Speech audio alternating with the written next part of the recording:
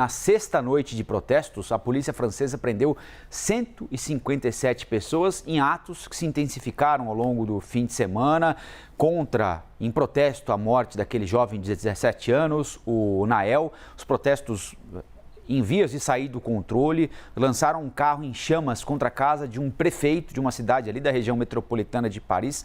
A Priscila Asbeck tem todos os detalhes para a gente ao vivo e direto da França. Diga lá, Priscila, bom dia de novo. Bom dia mais uma vez, Colombo, a todos que nos acompanham. Os protestos perderam um pouco da força da noite de domingo para segunda. Como você disse, 157 pessoas foram presas, mas para se ter uma ideia, 1.311 pessoas foram presas de sexta para sábado e de sábado para domingo foram 719. Então, de fato, esses números sinalizam que talvez os protestos estejam arrefecendo. Ainda assim, Colombo, no final de semana, as cenas de violência se multiplicaram, inclusive chegaram até Paris. A Champs-Élysées, famosa avenida de luxo de Paris, muito visitada por turistas, foi tomada por policiais. Confrontos aconteceram na Champs-Élysées, carros foram incendiados. Também em Marseille, que é a segunda maior cidade francesa, os confrontos invadiram a madrugada de sábado para domingo. Inclusive, um helicóptero teve que ser mobilizado para conseguir dispersar os manifestantes. E um dos episódios mais graves de todos esses tumultos foi justamente a invasão da casa do prefeito de L'Haÿ-les-Roses, que fica no subúrbio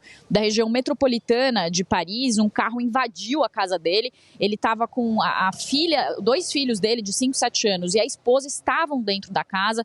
A esposa dele se feriu ao tentar fugir. Uma das crianças também teve ferimentos leves, inclusive a esposa foi operada ontem e vai ter que ficar 3 meses sem andar. Então, uma situação ainda tensa, ainda não dá para ter uma previsão se esses protestos de fato estão arrefecendo ou se foi apenas uma noite mais tranquila, digamos assim, ainda que essa noite também tenha registros de confrontos e registros de protestos violentos. Mas eu queria trazer aqui, Colombo, uma reflexão sobre os motivos por trás desses protestos. No final de semana, a seleção francesa de futebol fez um manifesto que foi inclusive postado pelo Kylian Mbappé, que é o capitão da seleção, e ele colocou uma frase, eles colocaram uma frase que explica muito a situação que está acontecendo aqui. Ele falou que sabemos a substância dessa raiva, mas não concordamos com a forma. Na mesma linha, também a avó de Nael, do garoto de 17 anos que foi morto por policiais e que trouxe toda essa revolta, ela também falou que o neto dela não deve ser usado como pretexto para a violência. Mas o que está por trás de toda essa violência é a substância que a seleção francesa fala que sabe por que acontece, o motivo dessa raiva é uma discriminação muito forte contra negros e árabes aqui na França. Tem alguns números que são citados, que estão sendo citados, como por exemplo um número que mostra que os negros e árabes são 20 vezes mais chance de ser abordados por oficiais de segurança aqui na França do que a população de forma geral. Foram 13 mortes por causa de paradas de trânsito no ano passado e dessas mortes a maioria também foi de jovens negros e árabes. Então isso mostra também uma complexidade muito grande da sociedade francesa, né? Porque esses imigrantes que chegam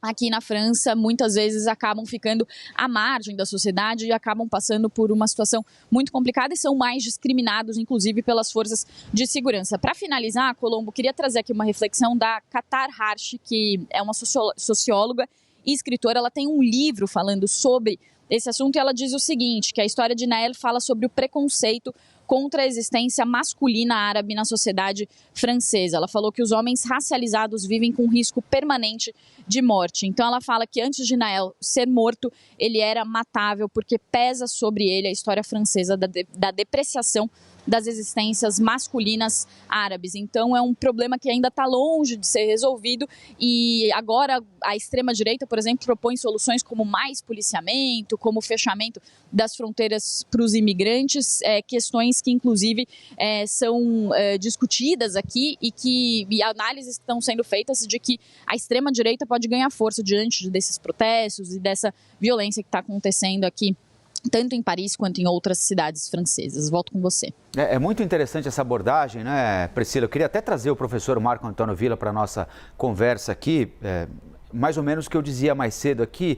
É muito importante o posicionamento dos atletas da seleção francesa, é muito importante o posicionamento da família do Nael, ou seja, a morte dele não pode servir, não deve servir para mais violência. Lançar um carro em chama contra a casa de alguém não é maneira legítima de protestar contra nada em lugar nenhum do mundo. Agora, esse é um aspecto. O outro é não deixar que o carro em chama ou que a vidraça quebrada suplantem uma discussão que está na alma da França, né? Que é hoje a França. E, aliás, a seleção francesa de futebol expõe isso muito bem, né? Os grandes atletas hoje da grande seleção do mundo, campeã em 18, vice-campeã do mundo em 22, são franceses filhos de imigrantes, não é, Priscila? E são aceitos na sociedade francesa por serem atletas, por serem famosos, por serem ricos, mas muitas vezes, apesar de tudo isso, também são vítimas do preconceito que mata gente como o Nael. É importante ressaltar e condenar a violência da manifestação, mas não permitir que isso suplante a causa da manifestação, que é gravíssima, né, Priscila? Exato, Colombo. E a discussão que se coloca aqui é como esses imigrantes, filhos de imigrantes ou franceses, né, porque nasceram aqui, têm a cidadania francesa, mas só por ter uma ascendência árabe, por ter uma cor de pele diferente, acabam sofrendo muito mais do que os franceses. A gente pode trazer aqui talvez uma percepção pessoal. Eu já estou morando aqui desde janeiro e a gente percebe que de fato existe sim um preconceito contra imigrantes, contra estrangeiros, e essa discussão é uma das discussões mais complexas da atualidade, né? Como esses países europeus estão recebendo esses fluxos migratórios que chegam. Inclusive a União Europeia está discutindo uma nova lei de imigração, mas as soluções que são apresentadas são soluções muito irrisórias perto dos problemas que se apresentam, né? Então, são os partidos de extrema-direita estão ascendendo em várias regiões da Europa, começam a trazer propostas de fechamento de fronteiras e de tratamento, de piora nesse tratamento desses imigrantes, quando o que esses países deveriam fazer é entender que nós temos hoje uma sociedade, um mundo globalizado, uma sociedade miscigenada. A miscigenação existe há séculos no mundo todo, então essa questão precisa ser endereçada e os países precisam lidar com essas pessoas que chegam nesses países porque estão fugindo de situações de guerra, estão fugindo de situações de extrema pobreza, tem pessoas que morrem, a gente fala semana sim, semana também sobre pessoas que estão tentando sair do norte da África, cruzando o Mediterrâneo em rotas perigosíssimas, arriscando a vida. Então, essas pessoas não têm escolha e vêm para a Europa tentar uma vida melhor. E aí, quando chegam, encontram portas fechadas, encontram uma discriminação muito forte. Então, em vez de os governos endereçarem essas questões pela via de tentar dar um tratamento mais digno para essas pessoas, o que muitas vezes acontece é que eles acabam tomando medidas que reforçam esse preconceito. Por exemplo, a história de Nael tem um aspecto interessante, que é o seguinte: a partir de 2017, as leis